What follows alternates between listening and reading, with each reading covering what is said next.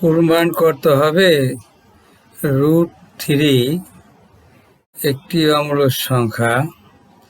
সেই ক্ষেত্রে যদি আমরা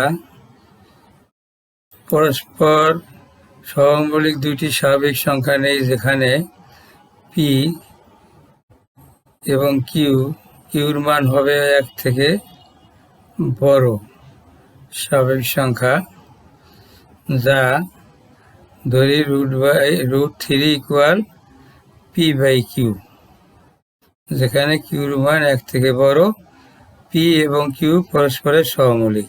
আর সহমৌলিক কাকে বলে আমরা পূর্বেই জানি যে দুইটি সংখ্যার মধ্যে যদি এক ভিন্ন অন্য কোনো সাধারণ উৎপাদক না থাকে বা গুণনীয়ক না থাকে, তবে একটিকে অপরটি সহমৌলিক বলে। কাজে পি আর কিউ সহমৌলিক।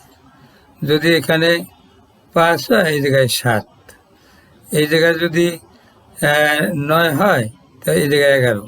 এই জায়গায় 9 যদি হয় লবের স্থান, কিন্তু হরের স্থান 6 হইতে পারবে না, কেননা 9 আর 6-এর মধ্যে 3 কমন যায়, সাধারণ উৎপাদক বা গুণনীয়ক থাকে, এরা সহমৌলিক না। 9 আর 6 এমন সংখ্যা হইতে পারে পি এবং কিউ পরস্পর সহমৌলিক, যেখানে কিউর মান 1 থেকে বড়।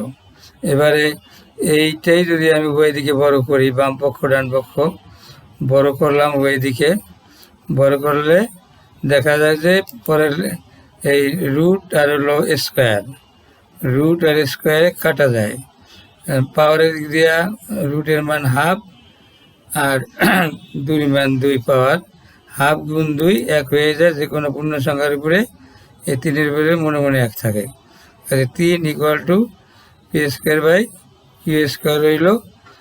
এবারে যদি উভয় দিকে আমি কিউ দ্বারা গুণ দেই, সেই ক্ষেত্রে 3 into Q R p²/q² into Q. এখন দেখা যায় যে এদিকে 3q হয়ে গেল, আর q² আছে হরের স্থলে, আর এই কিউ আছে লবের স্থলে। এই যে একটা কিউ যেটা দেওয়া গুণ দিলাম, তাই যে হর আর লবে যদি কাটাকাটি করি, তাহলে একটা কিউ যদি q² থেকে বাদ যাতে একটা কিউ থাকে, সেই ক্ষেত্রে লক্ষ্য করি যে এই কিউ আর স্কোয়ার থেকে কাটা গেল, কেননা দুইটা কিউ ছিল, q² 2টা কিউ আর একটা হয়ে গেল, এটা কাটা গেল। আবার লক্ষ্য করি এই জায়গায় একটা কিউ, এই জায়গায় 2টা কিউ, তাই যদি কাটাকাটি করি q² কিউ দিয়ে ভাগ দেই, সেই ক্ষেত্রে শুধু কিউ হয়। তো পেয়ে গেলাম 3q। একে স্পষ্টই বোঝা যায় যে 3q একটি পূর্ণ সংখ্যা, কেননা কিউর মান 1 থেকে বড় স্বাভাবিক সংখ্যা। এ কারণে কিউর মান যদি 1 থেকে বড় 2 হয়, তো 3 দুগুণে 6, কিউর মান যদি 3 হয়, 3 3 9, সেই ক্ষেত্রে এইটা কিউর মান যদি 4 হয়, এইভাবে যদি লিখি, আর পূর্ণ সংখ্যার সাথে পূর্ণ সংখ্যা গুণ দিলে পূর্ণ সংখ্যাই হয়।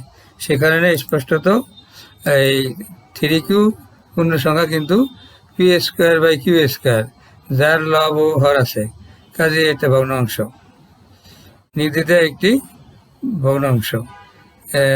অবশ্য সাধারণ ভগ্নাংশ হবে, যেহেতু এরা পরস্পর সহমৌলিক, এই জন্য একটি সাধারণ ভগ্নাংশ p²/q। সেই ক্ষেত্রে একটি পূর্ণ সংখ্যা আর একটি ডান পক্ষ হলো মানে ভগ্নাংশ, সেই ক্ষেত্রে সমান হইতে পারে না। সুতরাং এরা পি এবং কিউ পরস্পর সহমৌলিক, যেখানে কিউর মান 1 থেকে বড়। সেই ক্ষেত্রে 3q ও p²/q সমান হতে পারে না।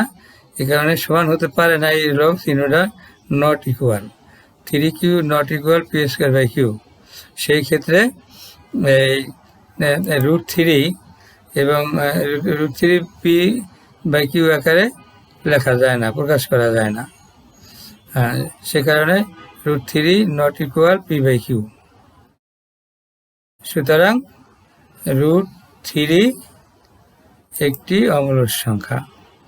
এভাবে আমরা এই √2, √3, 3 তো লিখছি, √5, √6, √7, √10, এভাবে আরও অগণিত সংখ্যা লিখতে পারি, √11, √12, √13, √14, √15, √17, 16 হলো মূলদ সংখ্যা, 16, ঠিক আছে।